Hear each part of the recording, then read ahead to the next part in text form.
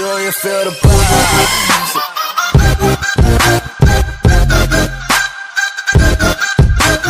E fala galera, beleza? Aqui que fala Endercraft.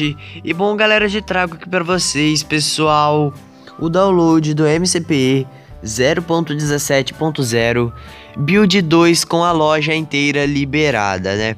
Então vamos aqui, pessoal, vamos entrar aqui na loja.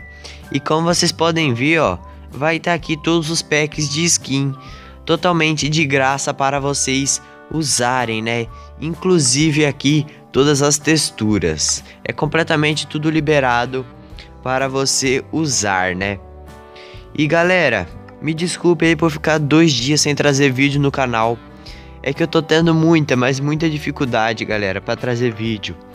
Porque eu não tô conseguindo entrar no meu MCP, ele tá crashando toda hora, galera. E isso tá me atrapalhando muito, pois eu preciso do MCPE para poder aqui, né, gravar os vídeos.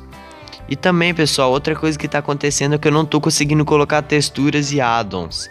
Então se vocês souberem como me ajudar, deixem aí nos comentários. Mas galera, olha só, mano, a textura aqui tá funcionando de boa, né, como vocês podem ver. A skin também tá aqui funcionando. Esse APK aqui tá muito épico, vale a pena demais vocês baixarem.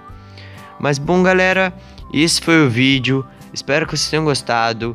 Deixa o seu like e se inscreve no canal se é inscrito. Mas então foi isso galera, beleza, falou e tchau.